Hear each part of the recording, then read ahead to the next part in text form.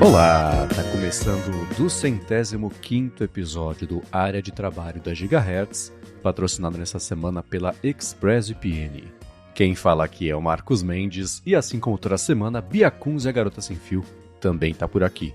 Tudo bom, Bia? Tudo bem, Marcos. Olá, pessoal, e vamos de área de trabalho polêmico hoje? Vamos Eita! dar uma apimentada?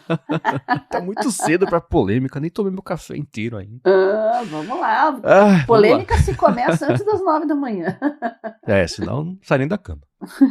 Mas antes de polêmica, a gente tem 2 follow-ups sobre gerenciamento de senhas. Na verdade, é um follow-up e uma ironia. O follow-up é do Alexandre Custódio. Falou o seguinte, que sobre esse assunto, há alguns anos eu passei do LastPass, que ficou muito caro para assinantes e muito restrito para um uso gratuito, e migrei para o Bitwarden. E estou bem satisfeito. A gente falou do Bitwarden semana passada, né?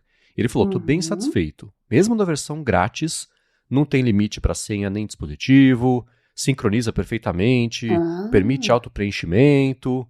Aí ele falou, pagando $20 por ano, tem vários recursos extras, tipo 5 GB para arquivos, acesso de emergência e outras coisas.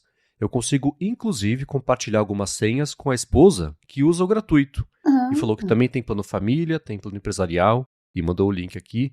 Agora eu tô na dúvida se a gente falou do Bitwarden aqui ou se foi no ADT, que a gente também falou disso no ADT, mas acho que foi nos dois. A gente falou, mas a gente não se dedicou muito ao Bitwarden, não. Acho que só mencionamos por cima. Beleza, então ele mandou, vou deixar aqui o link na descrição de novo. Legal. E eu falei que tinha, né, o follow-up e a ironia. A ironia é que nessa semana o LastPass falou que eles tiveram mais um vazamento de dados. Eita! Eu ia brincar no Threads, até falei com o Arthur de Vigílio. Eu ia brincar no Threads, mas deu preguiça. Falei assim, gente, feliz dia anual do vazamento do LastPass para aqueles que comemoram. Falei, Eles falaram que dessa vez a culpa não foi deles, foi de um serviço terceiro, chama Clue, esqueci o nome do serviço terceiro. Mas foi um serviço terceiro de marketing, etc., que eles integravam com o Salesforce também, e falaram, gente, vazou o pacote de sempre. Informação de endereço, nome, e-mail, se tinha ticket aberto de suporte, por exemplo, e isso abre caminho para exploração, phishing de engenharia social, né? Eles falaram, se nos próximos dias chegar e-mail falando do LastPass, que na verdade é o suporte aqui querendo, não responde, é golpe. A gente vai deixar na descrição aqui o link da explicação deles, mas eu ia comentar e deixei pra lá, né? Pra não ser pessimista, falar, faz tempo que o LastPass não tem vazamento, hein? Em uma semana, pronto. Aconteceu. Que pena, né? Parece até maldição, né? Nossa, uma vez por ano, Bia. Não adianta terceirizar a culpa, só mostra que eles não são cuidadosos do mesmo jeito com quem que eles deixam a base de clientes deles. Então, a emenda saiu pior que o soneto e realmente é complicado, muito complicado, e eles já não têm uma fama de segurança assim tão boa. Isso pode minar a empresa, né? Ainda mais quando se fala de segurança, de gerenciamento de senhas. Caramba, uma empresa que deveria prezar pela segurança dos outros, como é que ela vai passar uma confiança se nem ela própria consegue cuidar disso, né? Difícil, viu, LastPass? Pois difícil. E assim, a única boa notícia, se é que tem uma boa notícia, é que esse vazamento não foi tão grave quanto os anteriores. Que os anteriores teve vazamento de informação segura criptografada. Eles falaram, não descriptografaram. Aí eu digo, ainda. Mas não foi isso dessa vez. Mas mesmo assim, né? Também é o lembrete anual de que, se você está usando o LastPass, vale a pena você talvez dar uma espiadinha em serviços concorrentes, que a gente não vê com tanta frequência esse tipo de tropeço, né? Interessante. Eu, do Bitwarden, eu não sabia que ele tinha a versão gratuita sem limites de dispositivos, porque uma das coisas mais comuns é sempre limitar 1 ou 2. Né? Mas hoje todo mundo tem um smartphone, no mínimo tem 2, no mínimo, né? Pois é. Então, interessante, pessoal, vale a pena conhecer, então. Boa, link aqui na descrição. E sobre o assunto perene aqui, migração do Evernote, Bia. Vamos lá. Fábio falou o seguinte, que você comentou, né, Bia, de sair do Evernote, ele falou, quero compartilhar meu caso. Quando limitaram o plano grátis, eu decidi sair e tem uma forma de você exportar tudo, e no meu caso, ele fala, eu decidi ir para o Obsidian. Consegui do jeito bem fácil exportar o backup do Evernote, importar para a ferramenta nova sem dificuldade. E o legal é que o Obsidian funciona com uma estrutura de pastas normal e arquivos de texto em Markdown. Desse jeito, mesmo que eu quiser usar os dados no LLM, é bem fácil, né? Deixa tudo facinho ali de gerenciar. Ele falou que espera ter ajudado com essa solução. E o Fabiano Castello, sobre Obsidian, juntando as duas coisas, falou o seguinte, que está adotando o OKF, que é o Open Knowledge Format, que foi divulgado na semana passada pelo Google, e são regras de formatação e organização de conhecimento. Ele falou que o OKF é um híbrido do YAML mais Markdown. E falou que tem tudo a ver com o Obsidian, e falou, se isso vai ser o padrão do futuro, não sei. Mas a ideia é boa e minimamente vou ter as minhas coisas bem mais organizadas. Mas é pra já, Fabiano. Obrigada pela dica. O Fábio também, eu vou dar uma olhada nisso. Eu estava precisando realmente disso. Não conhecia esse OKF. Talvez tenha ouvido falar, passado por cima, mas não dei bola. E agora eu tô começando a entender isso. E vou já pesquisar e pro mês de julho aqui já vou colocar na minha listinha de férias. Boa. E tem toda o foco e o motivo do lançamento desse OKF, que é falar, né, para padronizar o conhecimento, deixar de uma forma mais organizada para ser compartilhado entre agentes de IA, ferramentas e times. Então, pareceu, ele até falou, meio que uma evolução do Markdown feito para a era da IA, né, que o Markdown tem 20 anos mais até, né? Então, eu não tinha visto esse Open Knowledge Format. Ele tem cara de coisa que sempre existiu, né? Mas não, é novo mesmo, anunciado aqui em 12 de junho.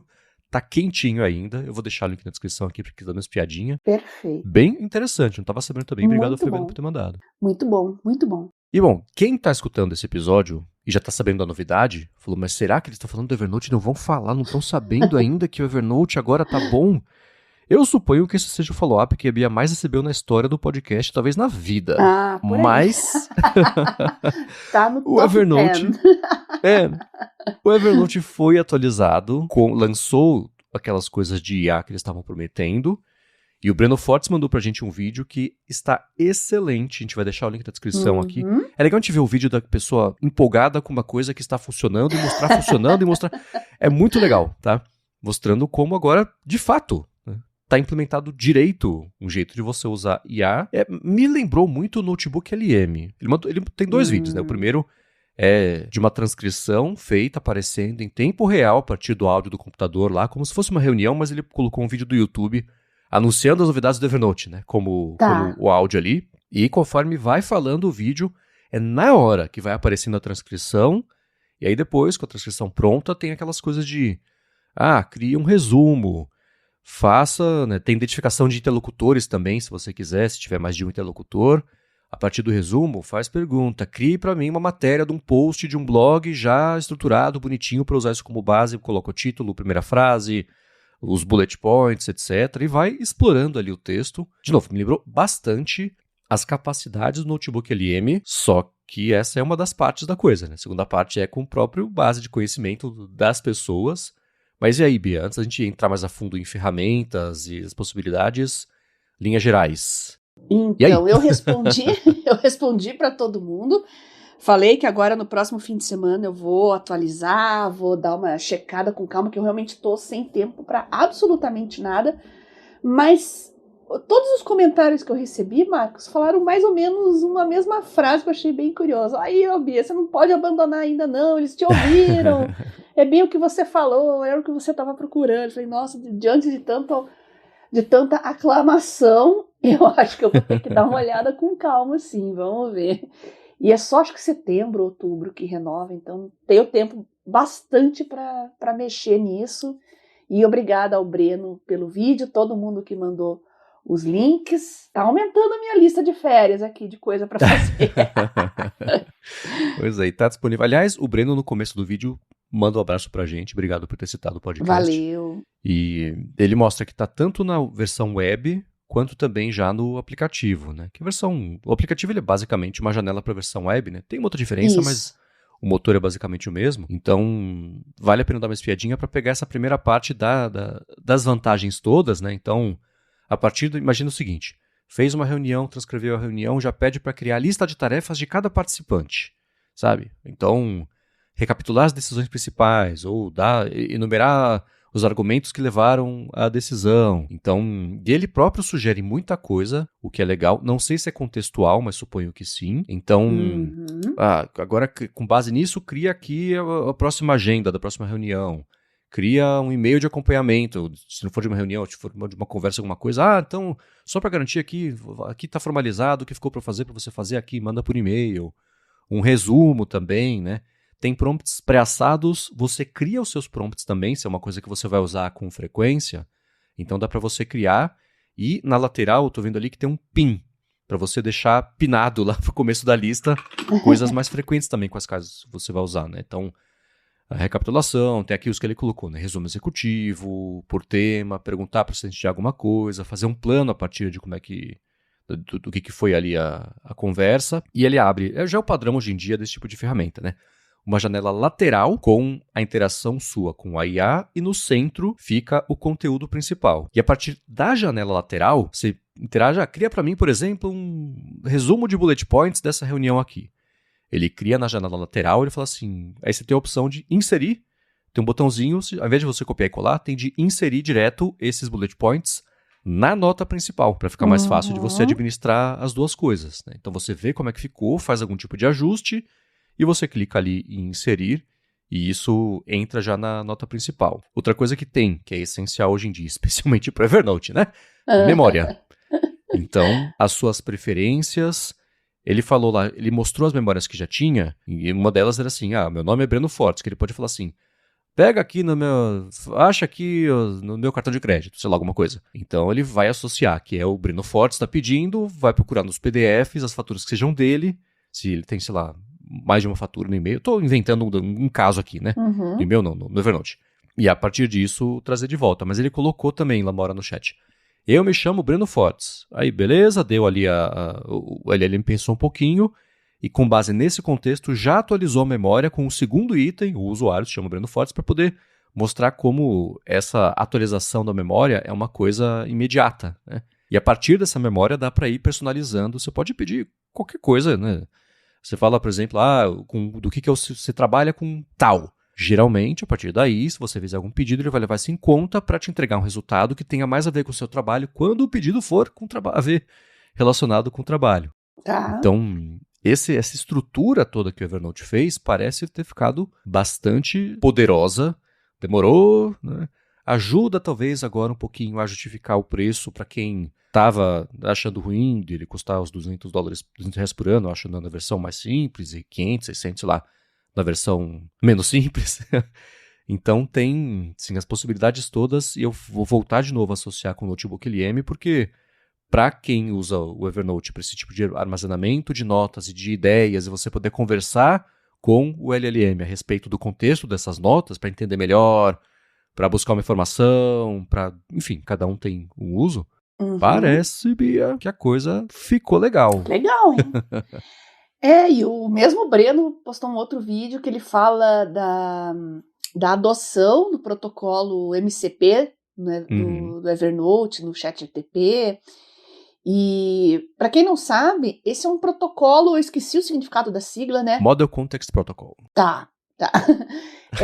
O próprio Breno, ele fala no vídeo, né, ele faz uma comparação legal, comparando com uma tomada universal. É bem isso, perfeito. Achei ótimo. É um protocolo aberto de comunicação para comunicar diretamente todos os modelos que você conhece aí, apesar de ter sido criado pela Anthropic, né, esse protocolo, ele serve também para o ChatGPT e se acessa fontes de dados de fora, né, basicamente arquivos, banco de dados, APIs. Eu uso, né, o próprio Claude tem algumas integrações ali que eu já uso, né?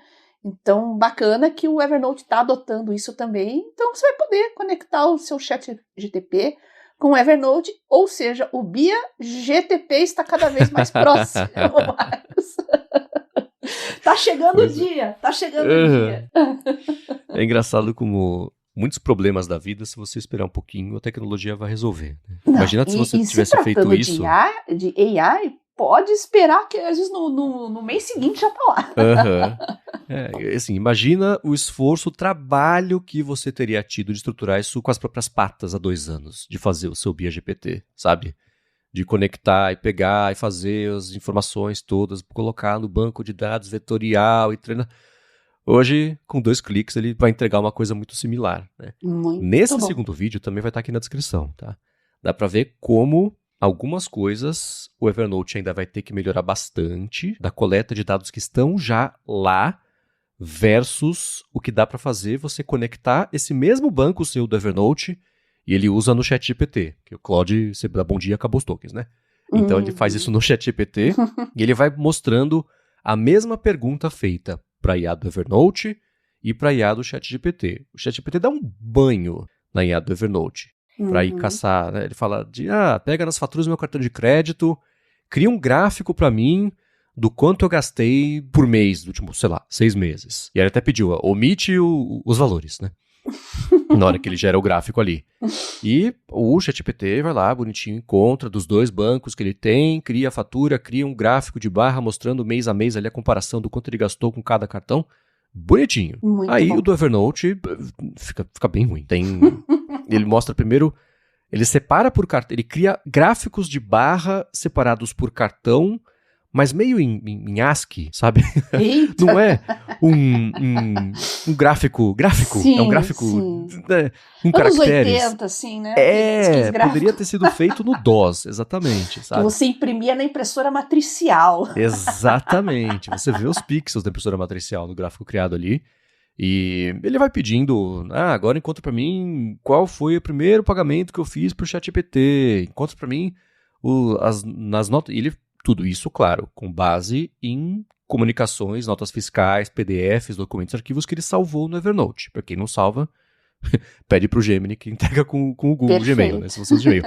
Mas, tendo isso tudo, coisa de vacinação, ele pergunta pros 2, o GPT vai lá, busca, não é rápido, mas é mais rápido do que fazer manualmente, e entrega o resultado melhor do que o do Evernote nesse momento, tá? Pode ser que o Evernote melhore. Se você tiver as notas fiscais de todos os smartphones que você comprou na vida e quiser que ele faça uma lista, qual foram todos os smartphones que eu já comprei, quando, liste para mim os modelos, as datas e quanto eu gastei. Aí você faz um gráfico ali mostrando o quanto você tem gasto, a evolução do seu gasto ali, por ticket, vamos dizer assim, né? Quanto você está investindo em smartphones ao longo do tempo, né? Tá comprando proporcionalmente modelos mais sofisticados, mais simples.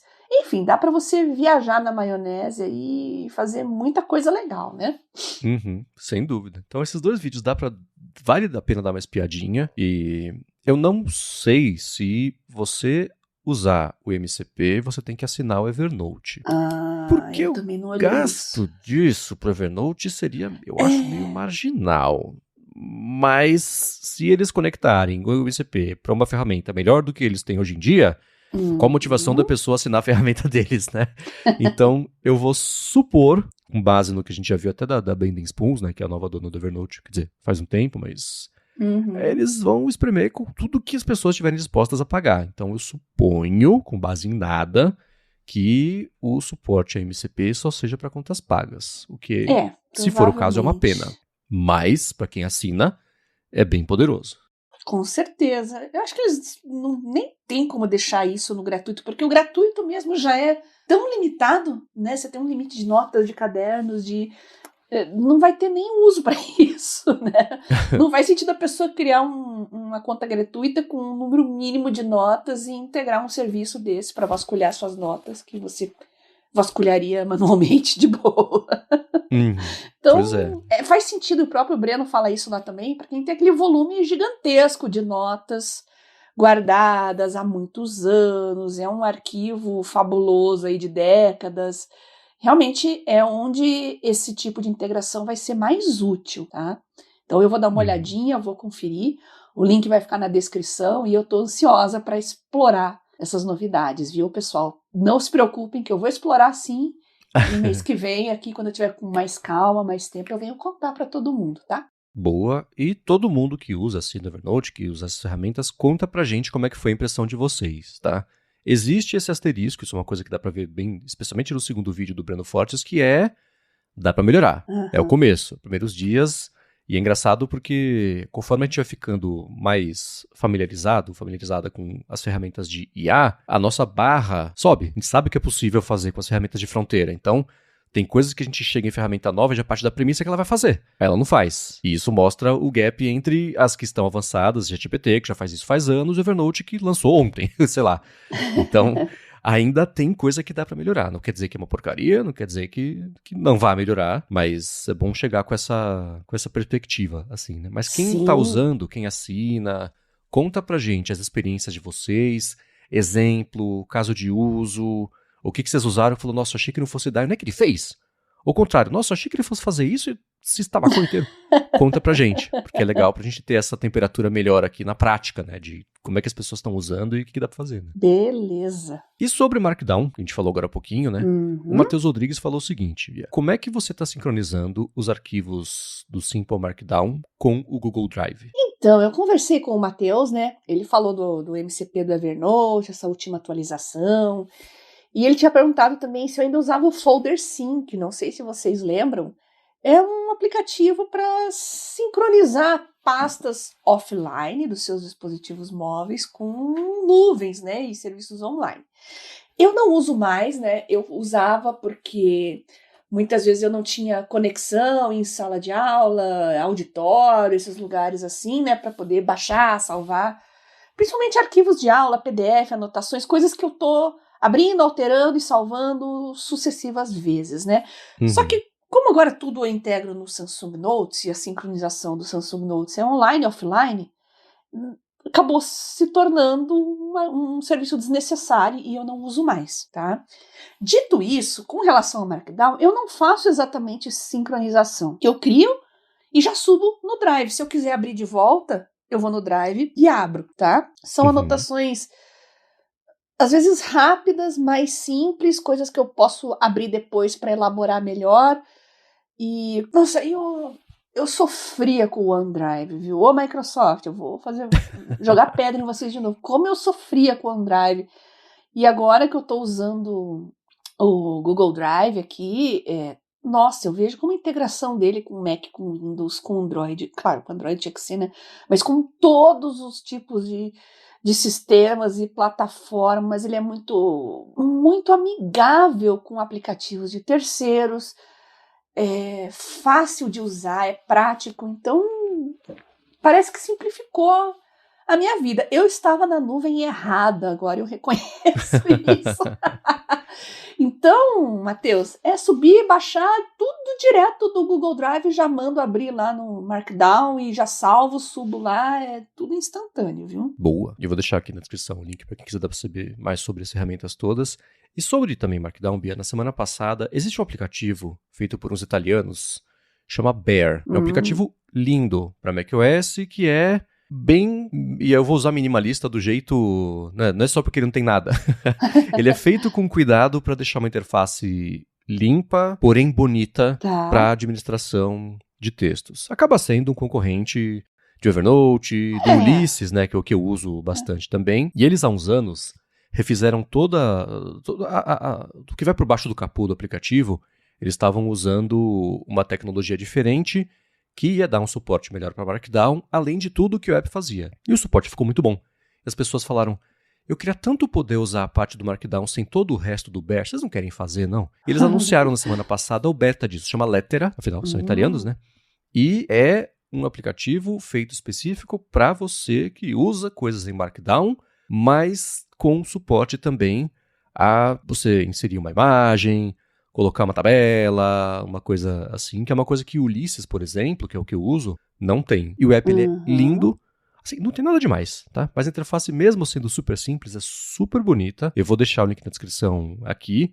Ele tem toda a parte de administração por pastas, você cria o arquivo lá, ou você abre arquivos.md, por exemplo, e a partir daí, bom, daí para fazer, né, toda a parte de usar o Markdown para fazer a formatação do texto, e exibe o texto formatado quando você coloca, tem a opção, né, de ou você deixar com asterisco, asterisco, palavra, asterisco, asterisco, ou quando você fizer isso, ele deixar mesmo o texto em bold ali, para você já ver o texto bonitinho formatado, e dá para você exportar ele como texto plano, formatado, como Markdown, como HTML, exportar como PDF, como imagem, como EPUB também, o que é interessante. E, enfim, é beta, tá no test flight para quem tem macOS, e eles estão falando, gente, Baixem, usem, deem feedbacks, vamos ajudar a gente a deixar ele mais poderoso. E a minha vida dos últimos, sei lá, Bia, não sei quanto tempo, tem muito tempo, uns bons 10 anos, tá tudo lá no Ulysses. Sempre funcionou bonitinho, não tenho do que reclamar, mas é a primeira vez que eu olho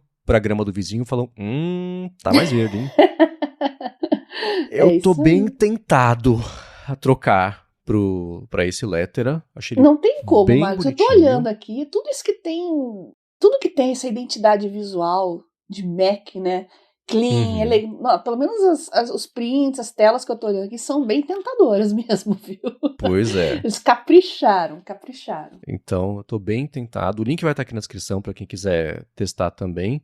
Tem uma coisa que eu não consegui colocar nele, e aí é só, como eles estão fazendo agora, é só pedir que eles devem colocar, né? Que é uma parte mais da métrica dos textos. Por exemplo, lá o padrão de boas práticas para SEO, que tem a ver com o WordPress, etc., são posts terem pelo menos 300 palavras. Então, lá no Ulysses, como eu escrevo para o Native Mac, 300 coisas por dia, eu tenho ali um medidorzinho que, conforme eu vou escrevendo, ele já coloca ali quantas palavras tem para eu saber mais ou menos como é que tá, se tá muito comprido, se tá muito curto, né, esse tipo de coisa. Então, isso eu senti falta nesse Lettera. Eu tenho um atalho de teclado, eu aperto Command C e depois Option C. Ele abre uma janelinha que eu fiz no keyboard do Maestro, que me mostra por um segundo um pop-up que conta as letras e as palavras que tem na minha área de transferência. Que é até da época que eu fazia coisa para agência, que, sei lá, tinha post de Facebook, post de LinkedIn, cada um tem também coisas específicas, né? Então era um jeito facinho ali que eu tinha criado para poder usar isso. Então vamos ver se eles colocarem, mas a interface tem suporte a modo claro, modo escuro. Achei super bonitinho, Bia. Tô bastante tentado a trocar. Testa e conta pra gente. Com certeza mais pessoas vão se interessar. Vou deixar assim aqui na descrição. E a seguir, a gente vai falar sobre... Teve uma matéria que o Eliezer Kuchilk encontrou lá no Órbita do Manual do Usuário, compartilhou com a gente sobre trapaças de alunos em sala de aula e a dificuldade cada vez maior de detectar isso e ferramentas que são feitas para tornar mais difícil ainda essa detecção, e até como está esbarrando na Bia aqui, aparentemente não usa, mas tá falando, você usa sim, né? A gente já falou sobre isso. Mas antes, eu vou agradecer a ExpressVPN, que está mais uma vez patrocinando a área de trabalho e que segue oferecendo um mês de graça para você experimentar o serviço. E se você assinar o plano anual por meio do link expressvpn.com/adtrabalho, eles dão para você 3 meses de lambuja aí para você seguir usando sem pagar nada no fim desse ano, que você já usou antes também por um mês de graça, para ter uma conexão mais segura. Se você usa Wi-Fi que você não conhece, você não conhece, você não sabe como é que está a segurança, que dados são coletados, por que eles são coletados, onde eles vão parar, como eles são armazenados, e você protege tudo isso com a ExpressVPN e nem ela fica sabendo os sites que você acessa, por quanto tempo, que servidores que entram nessa jogada, que arquivos você trafegou, que aplicativos você usou, quem é você, no fim das contas, né? E para streaming, também é legal você usar ExpressVPN e rotear a conexão pelo Japão. Aí você usa o streaming e você vê o catálogo do Japão, que é diferente do catálogo do Brasil. Eles têm servidores aí em coisa de 100 países, dependendo do país que você usar, você roteia a conexão e você vê o catálogo desse país, que é diferente aqui do Brasil. O contrário também, tá viajando, quer ver uma coisa que só tem aqui no Brasil, roteia pelo Brasil a conexão e pronto. Ou quer só proteger, tudo bem. Você tá no Brasil, roteia pelo Brasil a conexão, o dado dá uma rota menor, apesar de eles investirem muito na estabilidade e velocidade da conexão, e você protege os dados. E para ver como é fácil colocar no seu telefone, no tablet, no roteador de casa direto se você quiser, na TV, dependendo do modelo, tem app de TV, na Apple TV, que é como eu uso aqui em casa todo dia, vai em expressvpn.com/adtrabalho, testa por um mês de graça, e se você assinar o plano anual, eles dão para você 3 meses de bônus no fim desse ano. Muito obrigado, ExpressVPN, pelo patrocínio de mais esse episódio do Área de Trabalho e pelo apoio a toda Gigahertz. E a gente fala do quão importante é você estar sempre seguro, mas tem isso que o Marcos falou, né? Você tem mais conteúdo à sua disposição e mais segurança também. Muito obrigado ao pessoal da ExpressVPN por patrocinar o Área de Trabalho. Muito obrigado e vamos lá. Saiu no New York Times uma matéria falando sobre as ferramentas de IA que são feitas de propósito para enganar professoras, professores e escrever texto, né, para entregar como lição de casa, e que tem dica de... Sim, nada disso é 100% novidade, mas essa matéria faz um bom apanhado da situação e entrevista professores, alunos e pessoas que fazem essas ferramentas também, as empresas, né, para poder entender melhor qual que é a situação. E assim, conta de TikTok dando dica, eles estão trocentas ferramentas. E de novo, assim, isso, a gente vai falar o nome delas aqui, pra todo mundo saber que elas existem, independente de que lado você está, né? Então tem uma que chama Humanizers, tem a Autotypers, e tem a Grubby, tem a DripWriter, tem a Dewey, tem a Typeflow, e elas têm funções que são específicas para enganar. Por exemplo, tem lá um documento do Docs, e aí 11h59 da noite do fim do prazo para você subir um documento, tem lá um texto, pá, colado ali do nada. Pode muito bem ser que a pessoa fez, como eu faria, texto no Ulisses, na hora do prazo da entrega, copia e cola ali no Google Docs, né? Uhum. Mas no Google Docs dá para ir vendo, acompanhando a evolução do documento. Quando ele foi criado, quanto tempo ele foi trabalhado, os rewrites todos, o histórico, né?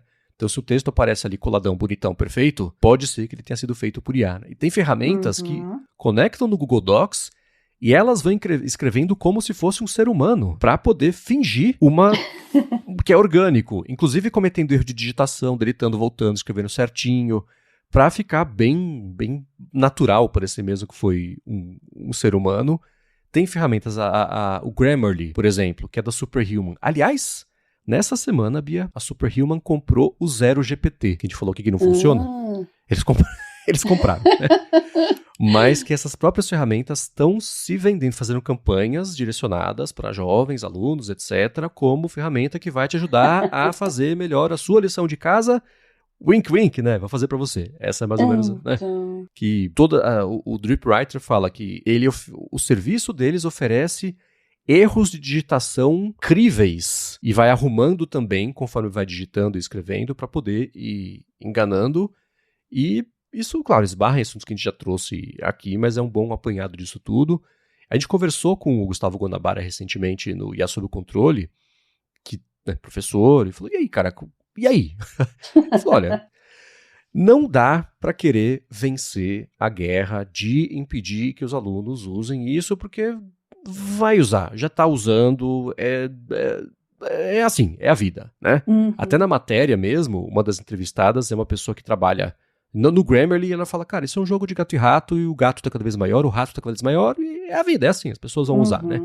Ele falou, por que não adaptar a lição de casa, que seja, para absorver e usar a IA? E ele falou, o exemplo que ele deu, ao invés de falar, faça um doc de 2 páginas sobre a vida do Getúlio Vargas, por que você não fala, usa as ferramentas todas, faz uma entrevista, como é que seria um podcast com o Getúlio Vargas? O que ele diria?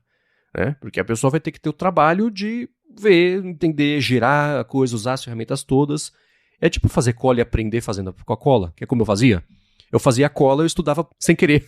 Aí eu não precisava da cola, porque eu já tinha estudado, né? É um pouco disso, né? Eu vou fazer uma trapaça tão boa da minha lição de casa que eu vou aprender e vou fazer a lição de casa por engano.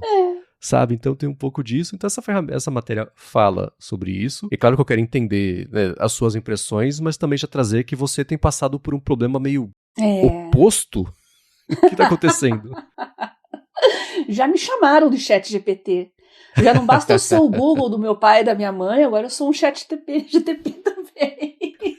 Não, já veio gente me falar assim, vendo eu fazer a apresentação, falando, nossa, você fala igual o ChatGPT. Eu fiquei assim... não. Aí você falou, você está completamente certo. Devia ter feito isso. Mas eu fiquei tão em choque na hora que não deu nem de pensar em alguma resposta engraçadinha, né? Eu falei, como assim, né?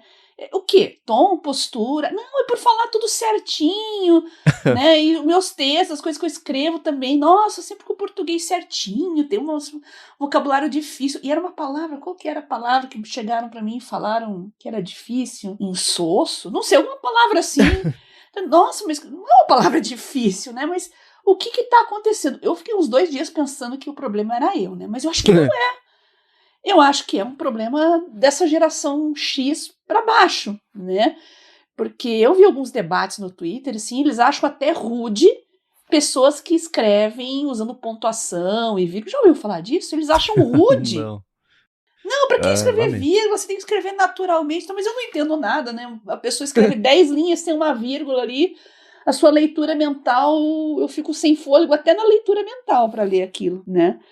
Mas eles acham natural. Fala aí, escreve, sem vírgula, tal, sem ponto, sem nada, nem maiúscula, nem minúscula. Não faz sentido isso pra mim. Eu acho que eu tô velha, Marcos, sei lá. Não sei. Mas, e eu tô revisando um projeto muito importante que eu não consigo mandar desde a semana passada de tanta revisão que eu faço. De tanto medo de sintaxe. E eu fiz um curso de redação científica também, tá? Aprendi umas técnicas novas, a técnica ABT do Randy Olson. Eu fiz até um script para mim no Claude, assim, ver as coisas que eu produzo e escrevo, se tá dentro de uma lógica, de um raciocínio científico. E é maravilhoso, porque eu tô melhorando ainda mais a minha escrita, né? E eu fico nessa noia, atrasando, era um problema que eu tinha muito tempo atrás, esse perfeccionismo idiota, assim, de você procrastinar, né, buscando uma perfeição que não existe, e eu tô desde semana passada, assim, o travessão. Gente, eu usei travessão a vida inteira. Eu até sei que é o Alt 0151 no teclado de tanto que eu uso, né, já tá incorporado. Aí eu fico me policiando com travessão, agora, putz, vamos falar que é ChatGPT, que sabe, depois eu parei, assim, esses 2 dias que eu fiquei meio encatada, falei, mas que merda ter que ficar repensando isso porque outras pessoas não estão habituadas. Isso é falta de leitura, gente. Pessoa que implica com travessão de outras é meramente problema de falta de leitura, tá? Eu não lembro se foi Nelson Rodrigues ou Milor Fernandes, alguém postou uma página de um livro, assim, tinha os travessões, eu falei, meu Deus, Nelson Rodrigues usava IA? Lusíadas, olha só, sabia que ninguém escreveu um livro desse tamanho do nada. Então, e sei lá, eu ainda tô, gente, ainda não curei disso, faz 2 dias que eu falei isso pro Marcos, passei as informações aqui, aí bem na hora veio esse artigo no New York Times e eu tô pensando nisso, eu quero que vocês me deem uma luz, porque eu realmente estou perdida. Posso abolir os travessões, uso menos, tento fazer frases menos... Tiro esse perfeccionismo na hora de escrever e tento... se bem que é um documento formal, né? Como é que eu vou fazer isso num documento formal? Eu não consigo usar linguagem informal. Uma coisa é um trabalho de faculdade, você digita, o professor faz umas 3, 4 perguntas, você manda... Eu não costumo revisar, eu fico mais presa à parte técnica do que eu estou escrevendo. Não me preocupo realmente muito com isso, né? Mas para fazer um trabalho formal, um TCC, uma dissertação, eu sou muito paranoica com esse tipo de coisa. E aparentemente isso não está sendo bem visto pelas gerações abaixo da minha. Então eu quero ouvir de vocês, que são professores, mestrandos, doutorandos, enfim, quem trabalha com escrita científica, quem trabalha em sala de aula. Eu queria muito a opinião de vocês a respeito, porque imagina você produzir algo com tanto cuidado, com tanto carinho. Sim, eu uso IA para muita coisa, mas eu gosto da minha personalidade na escrita, tá? Como é que eu resolvo esse dilema? É complicado, eu tô bem baratinada com esse tipo de coisa. E com relação a professores que passam aquele trabalho do velho jeito, né? Você passa um trabalhinho, o aluno faz, entrega para você. Isso morreu, gente. Você vai só perder tempo corrigindo e dando nota, porque ninguém vai se dedicar, vai jogar numa IA, vai pegar a resposta pronta, colar e... Acho que ninguém sai ganhando com isso. O professor perde tempo com um trabalho do aluno que não foi o aluno que fez. O aluno não aprende nada, porque ele só copia e cola. Agora, as formas de avaliação terão que ser revistas mesmo. A prova, e eu já estou notando diferenças, eu tenho um professor que faz os slides dele em IA, todos muito lindos, assim. Eu já percebi que ele está com uma postura diferente com relação aos trabalhos que ele está passando. E ele fez uma prova, hoje é ontem, discursiva inteira, né? Engraçado que ele deu as folhas, assim, frente e verso, né? 2 folhas frente e verso, né? E ele queria que respondesse embaixo exprimido. Eu falei, mas escreve aqui mesmo? Escreve. Não. A gente estava no laboratório, ele não tinha trazido folha, nada. Eu fui na impressora, peguei o sulfite na impressora e eu escrevi 2 folhas frente e verso. E eu falei, vou incorporar o ChatGPT manuscrito aqui. Eu quero ver alguém falar que eu usei IA. E escrevi, gente, eu preenchi frente e verso, 2 folhas de sulfite e até outra música no laboratório. Nossa, mas como é que você consegue escrever numa folha de sulfite? E realmente, depois eu nem tinha me dado conta disso. Mesmo sem pauta, tava tudo muito retinho, certinho. Quem vê não acredita. Aí eu falo, bom, acho que pelo menos agora ninguém vai falar que eu sou um robô, né? Vão ver que eu realmente cuido pra escrever e eu realmente consigo escrever bem e legível numa folha, mesmo sem ter pauta, né? Saí orgulhosa, gente. Agora eu quero ver. Calei a Provou a boca de própria humanidade. Eu não vou dizer que o português, talvez tenha, as frases não estão perfeitas igual quando eu redijo alguma coisa no teclado. Porque senão você tem que apagar, voltar, e eu fiz com caneta ali, não tem muito como fazer isso, mas eu fui bem cuidadosa na escrita, eu sempre uso uma caneta boa, bem forte, e eu tento escrever um pouco maior. Eu não gosto de botar professor para sofrer lendo prova de aluno, sabe? Então, eu tento fazer bem legível, bem organizado, então não tem rabisqueira, as questões estão bem escritas. Questão 1, a resposta, A, B, C, D, geralmente que faz questão 1 com 4 subperguntas dentro, deixo tudo bem sinalizadinho, organizado. Importante as respostas estarem organizadas. E ninguém vai poder falar que foi uma IA que fez a minha prova, né? Mas eu quero ouvir de vocês, professores. Vocês estão fazendo mais provas discursivas? Tem certos cursos que não dá, né? E a maioria das provas que eu faço, assim, é objetiva, múltipla escolha, porque o professor não tem tempo, gente, de ficar corrigindo prova escrita de aluno. Mas a de ontem era uma turma bem pequena e as aulas eram muito práticas em laboratório, né? Então, sendo assim, dá para fazer, mas não é a realidade, né? Corrigir prova de 40 alunos, por exemplo, né? Tudo discursiva, não dá. Aí tem o tal do seminário que muita gente critica. Por quê? Porque colega nenhum, dizem, né, que os colegas não prestam atenção nos seminários dos outros, porque eles estão preocupados com o seu próprio, né? E às vezes o colega não tem a melhor didática, tal, às vezes fica só lendo, tal, né? Não é uma aula, é uma apresentação de seminário, né?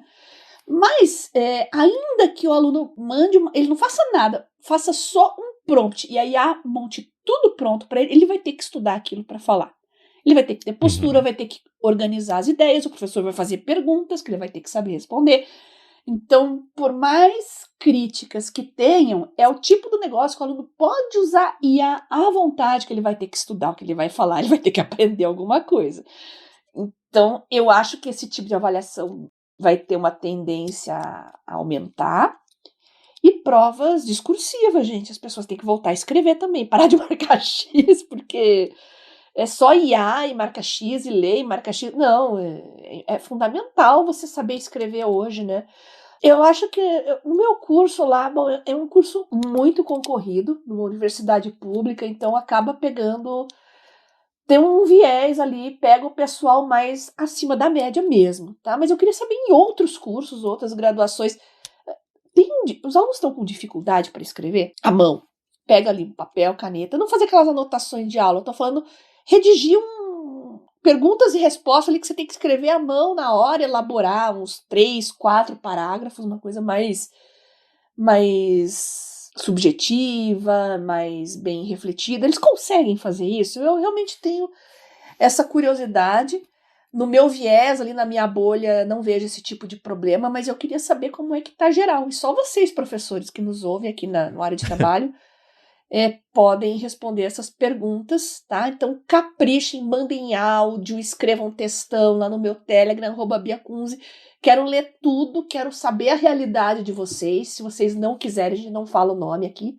É só falar, não fale meu nome no ar, tal, não tem problema, mas compartilhem as suas ideias, porque eu acho que tem muito professor e muito estudante também perdido nessa loucurada de IA e avaliações e trabalhos e mundo acadêmico e mundo estudantil.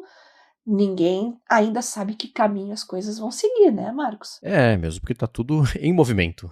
Não tá tudo definido. Em movimento. E a cada uma semana muda. Assim, eu acho que você não deveria ter que parecer mais burra pra deixar as outras pessoas mais confortáveis. Sabe? Isso é um absurdo, né?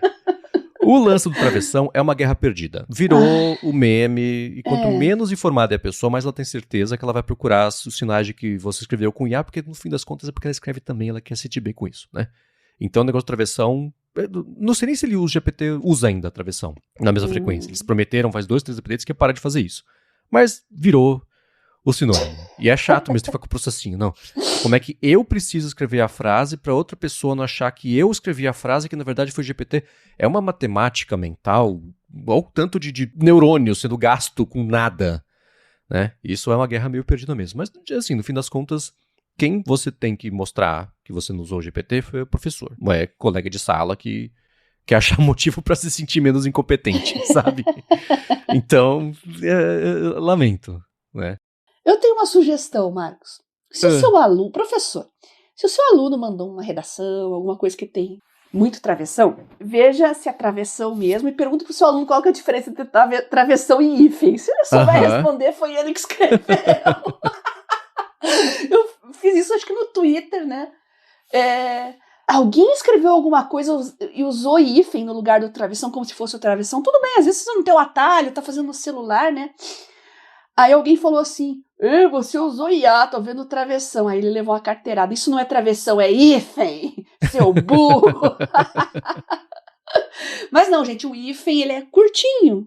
E o que tá no atalho do celular ali, acredito eu, é o hífen. Se você quiser o travessão, você tem que ir no hífen, segurar, aí aparecem outras opções, vai ter o travessão. Tem um curtinho, tem um médio e tem o longo. O médio eu não sei pra que serve, agora eu parei pra pensar que eu nunca usei.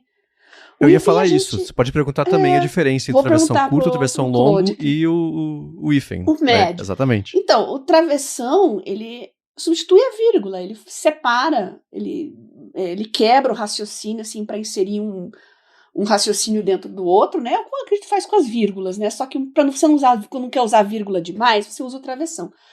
O hífen é mais para unir, né? Você usa ali constrangê-la. Guarda-chuva, né, substantivos compostos, ou então para separar sílaba, acho que coisa que ninguém faz mais, né, porque tudo agora é digitado, então você termina no fim da linha, põe um hífen e continua a palavra que você quebrou na linha de baixo, né, então isso é um hífen, tá, o travessão não, o travessão é uma pausa, é como se fosse uma vírgula, então chega no seu aluno lá, você está usando esse hífen? Isso é um hífen ou um travessão? Se o aluno travar, né, der um freeze ali, pode saber que não foi ele que escreveu aquilo lá. Então, sim, já é um bom filtro, viu? E a pausa mesmo é o travessão longo que ele é usado. O travessão mais curto ele é usado para quando você vai falar sobre intervalos, aí você usa... É o que as pessoas geralmente oblíquo, né? Elas usam, na verdade, o hífen... das 8 às 10. Se você quiser colocar o intervalo isso, você usa o travessão curto, que as pessoas usam o hífen pra isso. Usam o hífen pra tudo, né? Então tem isso. E em inglês é legal, porque o travessão curto se chama N dash. E o travessão longo se chama M dash. E ele tem esse nome porque quando é estabelecido numa fonte isso, o N dash, ele tem a largura do caractere N. E o M dash tem a largura do caractere M. Sério? Eu não sabia disso. Olha que legal. Quando a fonte é bem feita, é assim, mas ele tem esses nomes por causa disso. Depende da largura do caractere do N ou do M no... Então, o N dash é o travessão curto, o M dash é o travessão longo, e o hífen é o hífen. Maravilhoso. Mas então, reitero aqui, professores, pós-graduandos, todo mundo que está nesse meio...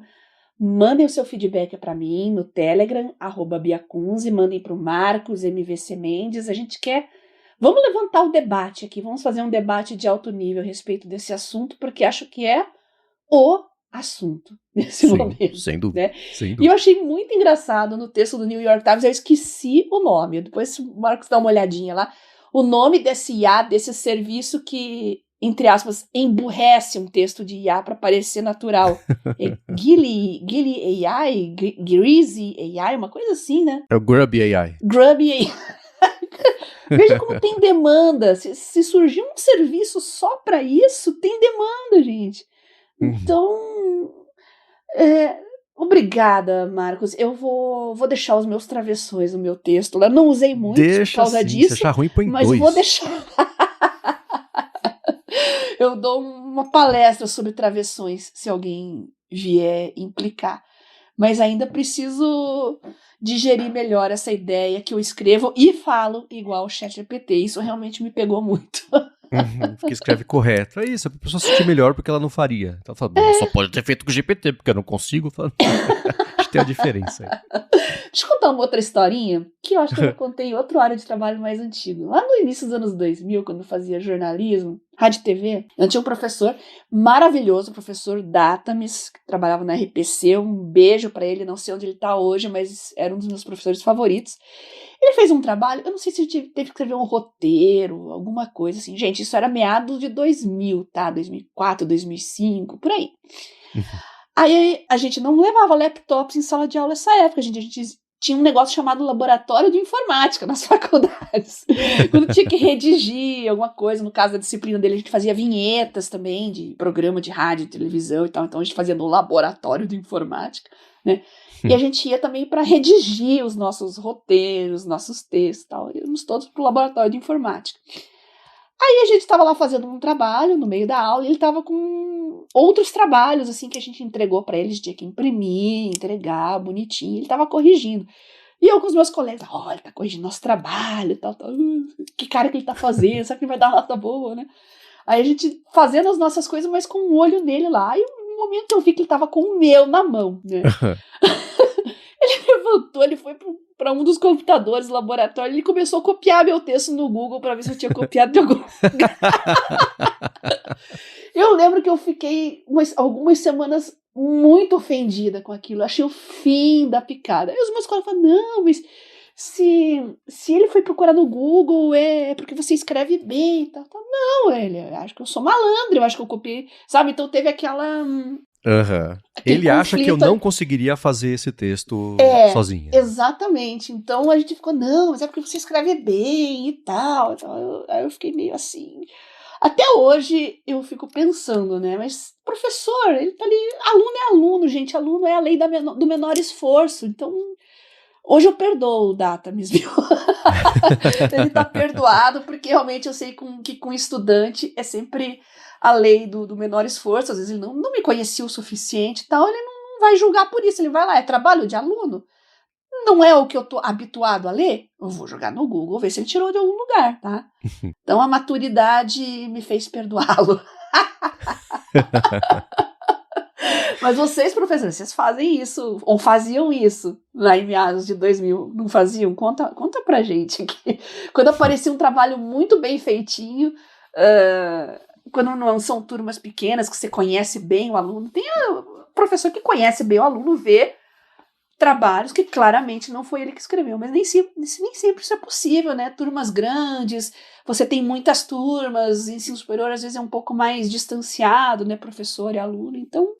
Contem para nós também como é que tem sido a experiência de vocês hoje, comparado aí com 10, 20 anos atrás. Meu palpite aqui é a mesma, só muda a ferramenta, sabe? Só muda a técnica.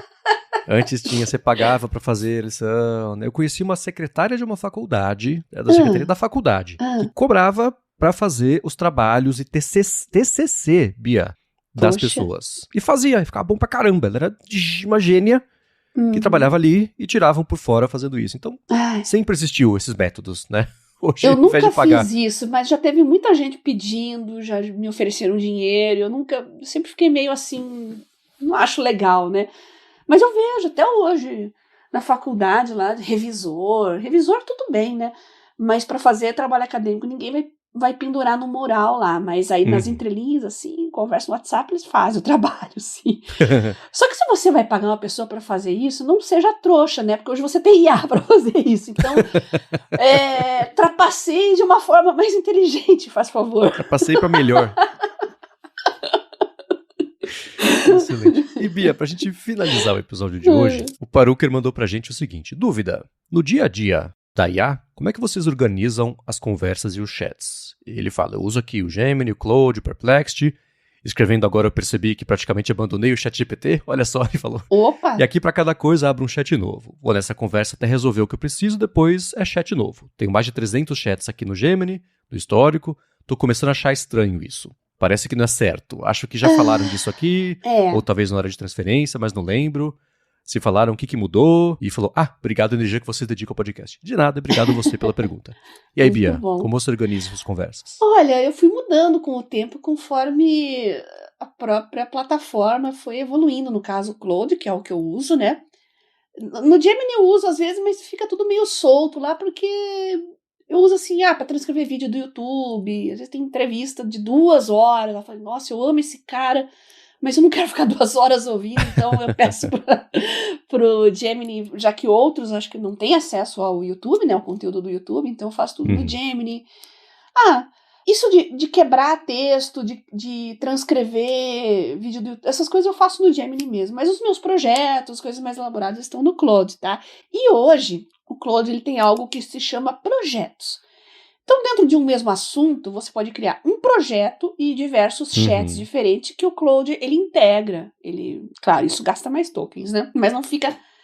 Porque ele vai perdendo contexto. Se o chat vai ficando muito longo, ele começa a se perder, começa a viajar na maionese e ele perde o contexto.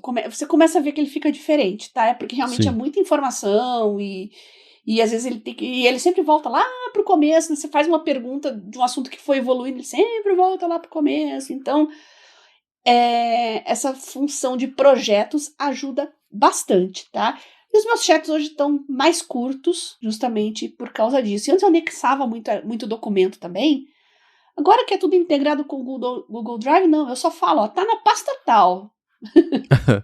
Saíram 2 papers sobre tal assunto, eu quero saber se eles têm relevância estatística. Lá, dá uma olhada, tá, vou lá na pasta. Esse tem, esse aqui, o P desse aqui não é muito legal, pronto, tá feito, tá? Então não preciso ficar anexando, subindo coisas, porque tem um limite também. Eu nem aconselho que vocês façam muito isso, tá? Ele tem um limite de imagens e de arquivos e de páginas de PDF, ele conta PDF por página, né? Como se uma página fosse então, cuidado com o PDF. E tem um limite, tá? Então, além de você gastar mais rápido os seus tokens, ele perde contexto com facilidade. Então, ali os projetos do Claude são justamente para evitar esse problema, tá? Então, eu faço assim, pelo menos. Eu não organizo nada. Eu só uso o chat GPT. Tô com uma dúvida, eu aperto aqui Options, passo, ele abre a janelinha do GPT, eu pergunto, aí a janelinha fica por cima do Mac, enquanto eu tô resolvendo aquele assunto, eu sigo falando com ele. Se eu preciso de uma coisa um pouquinho mais avançada, porque a janelinha ela é meio estreita, né?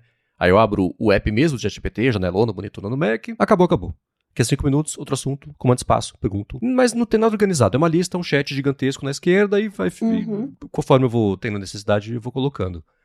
Dependendo do tour, se fosse um outro fluxo de trabalho que eu tivesse, eu usaria o projeto tipo pasta que você deixa as conversas dentro, né? Então, eu usaria, assim, esses projetos, todo mundo tem uma coisa meio parecida com isso, né? As ferramentas todas. Mas eu nunca tive... Assim como eu não organizo e-mail e não coloco em pasta, com flag, com nada, a conversa é meio na mesma pra mim. No fim das contas, a conversa ela é mais pro GPT, pra ele ter esse histórico e resgatar, do que pra mim, sabe?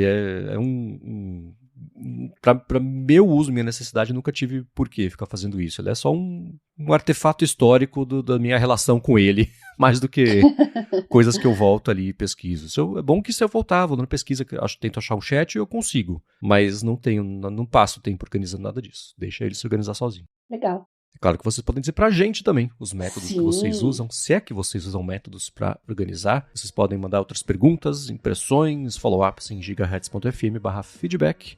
Obrigado a vocês que deixam reviews, avaliações, a vocês que recomendam o Área de Trabalho, vocês que ajudam a gente a pautar aqui cada episódio. A ExpressVPN pelo patrocínio do episódio de hoje. A você, Bia, por semana após semana, a ajudar todo mundo, inclusive eu, a ter uma vida cada vez mais produtiva. Eu que agradeço você, Marcos, pelo convite para fazer o Área de Trabalho, nossos patrocinadores que viabilizam ele e ouvintes, vocês que mandam dicas, pautas, links, prints, sugestões de assuntos para a gente abordar aqui no nosso podcast. E vocês podem continuar mandando e também repercutindo o que a gente falou hoje. Podem falar à vontade de Obsidian, de Evernote, de alunos trapaceiros, de travessão, de hífen. Enfim, fiquem à vontade para a gente fazer render o que discutimos aqui para os outros episódios também e continuar crescendo a nossa comunidade, engrandecendo as nossas discussões. Tudo que a gente discute aqui, podemos levar e trazer também lá nos nossos grupos no Telegram, o Mundo Sem Fio, Produtividade Móvel, o IA na Prática, que é o grupo do Albert. Quem quiser participar, manda uma mensagem para mim também no Telegram, @biacunzi, e peça o sacolão de links, que eu mando link de tudo lá pra vocês, de YouTube, de grupos e etc. Vai tudo junto, tá? Excelente. Para falar comigo, o MVC Mendes, apresento por aqui o Área de Transferência também o A Fonte, apresento para a Lura o IA Sob Controle e meus textos vocês encontram no 9to5 Mac. Obrigado mais uma vez pela audiência de vocês e a gente volta na quarta que vem. Beijoca sem fio a todos e até semana que vem.